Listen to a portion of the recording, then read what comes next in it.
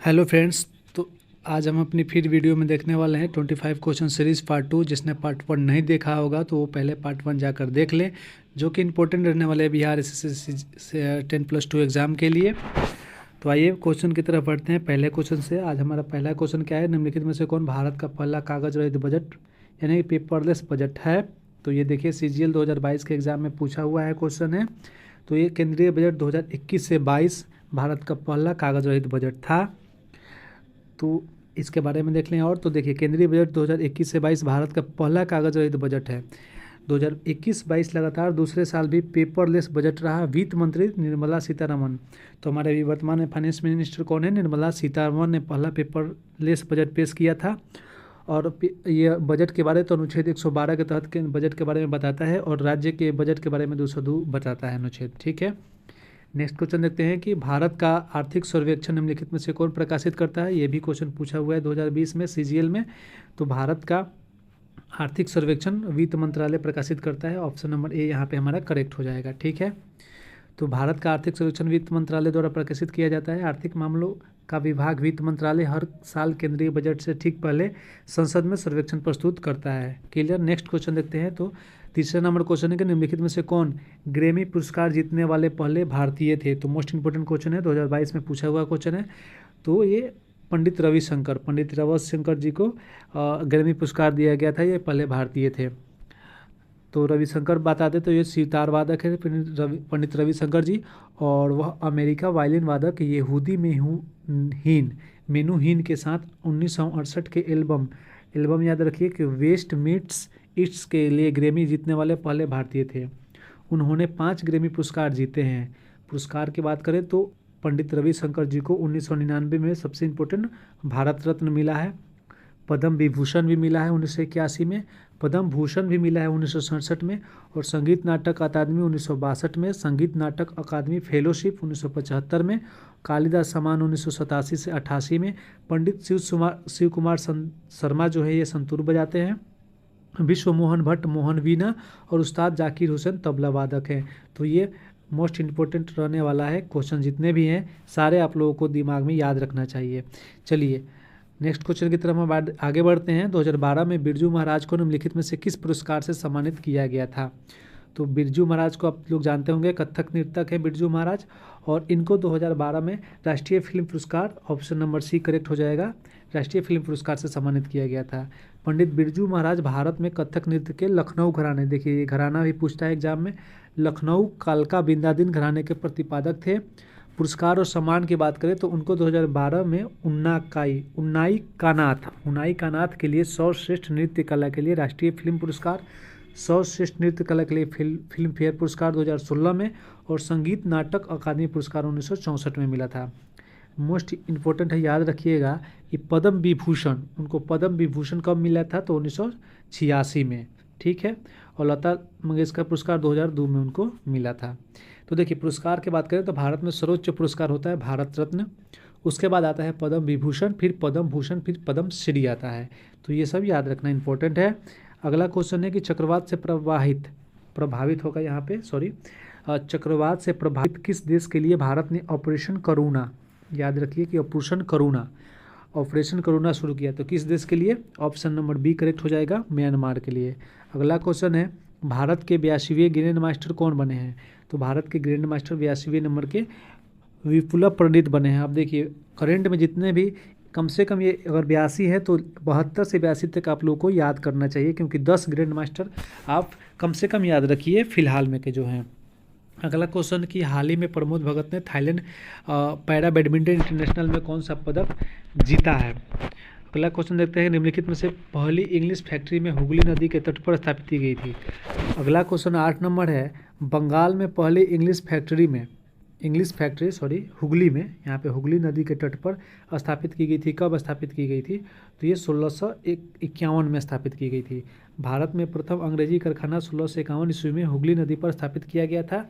प्रथम फ्रांसीसी कारखाना की बात करें तो ये 1668 में सूरत में स्थापित किया गया था। पुर्तगाली कारखाना की बात करें तो ये 1500 में कालीकट में स्थापित किया गया था, और डच कारखाना 1605 में मसूलीपट्टनम में स्थापित किया गया था।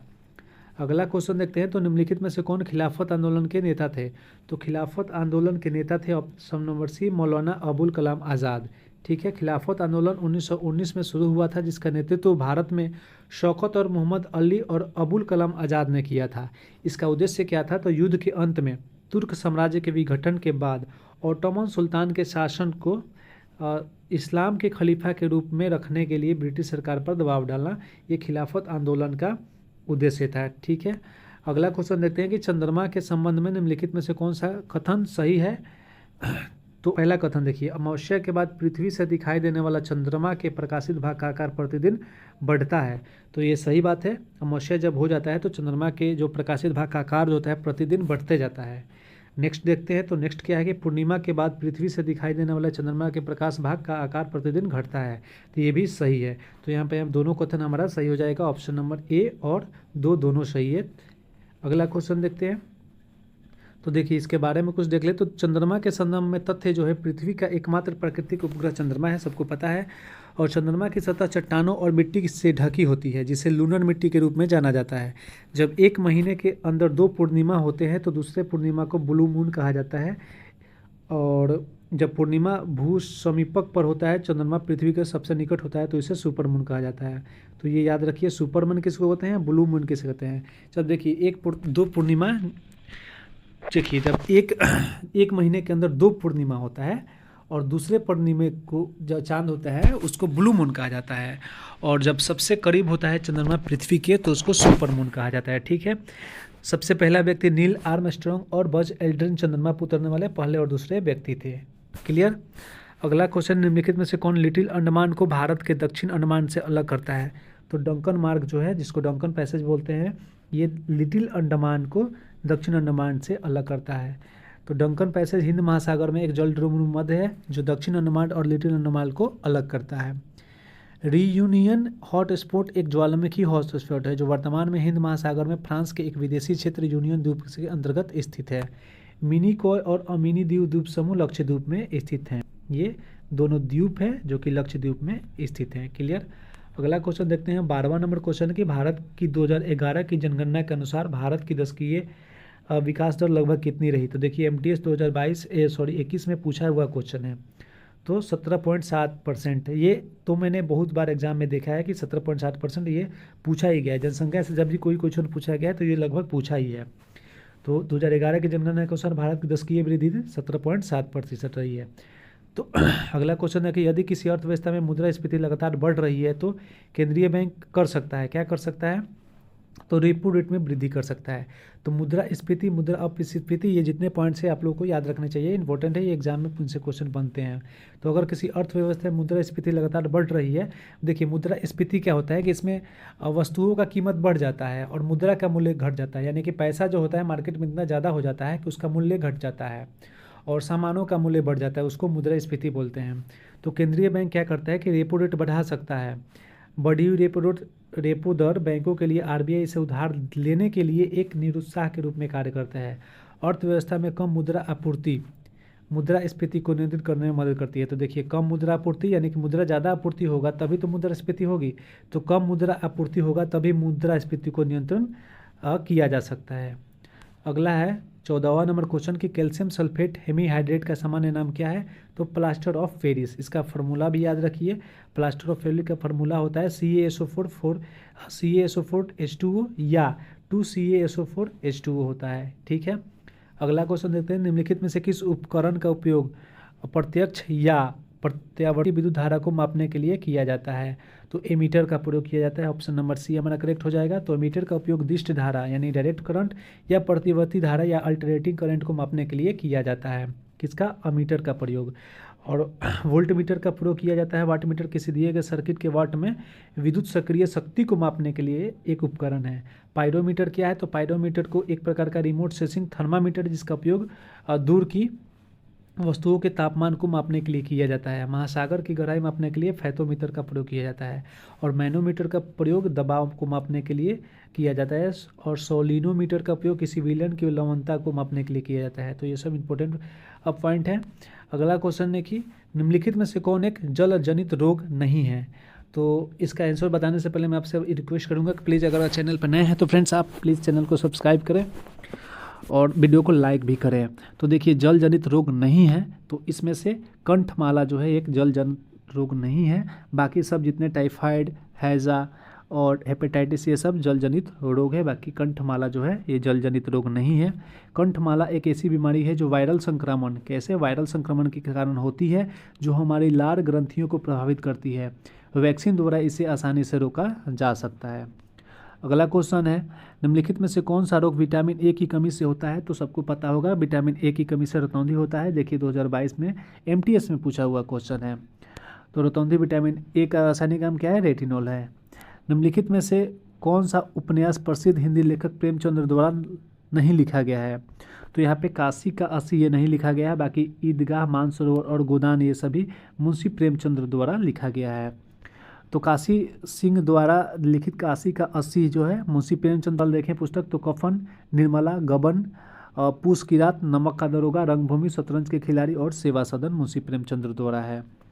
पृथ्वी अपनी ही धुरी पर 1 घंटे में कितने डिग्री घूमती है? तो देखिए 24 घंटे में पृथ्वी जो है 360 डिग्री घूमती है। तो वहीं पे 1 घंटे की बात करें तो 1 घंटे में कितनी हो जाएगी? 15 डिग्री। ऑप्शन नंबर डी यहाँ पे हमारा करेक्ट हो जाएगा। ठीक है, अगला क्वेश्चन है, स्वतंत्र भारत के पहले रक्षा मंत्री कौन थे? तो ये तो SSC का फेवरेट क्वेश्चन है, ये हर बहुत बार एग्जाम में पूछा हुआ है। तो स्वतंत्र भारत के पहले रक्षा मंत्री श्री बलदेव सिंह थे। ऑप्शन नंबर बी करेक्ट हो जाएगा। तो देखिए बलदेव सिंह ये रक्षा मंत्री हो गए स्वतंत्र भारत के। और भारत के पहले प्रधानमंत्री जवाहरलाल नेहरू थे। अध्यक्ष राजेंद्र प्रसाद, गृह मंत्री सरदार वल्लभ भाई पटेल, कानून मंत्री BR अम्बेडकर, रक्षा मंत्री बलदेव सिंह, शिक्षा मंत्री मौलाना अबुल कलाम आज़ाद, स्वास्थ्य मंत्री अमृत कौर, श्रम मंत्रालय जगजीवन राम के पास था। अगला क्वेश्चन, निम्नलिखित में से कौन ई-कॉमर्स वेबसाइट नहीं है?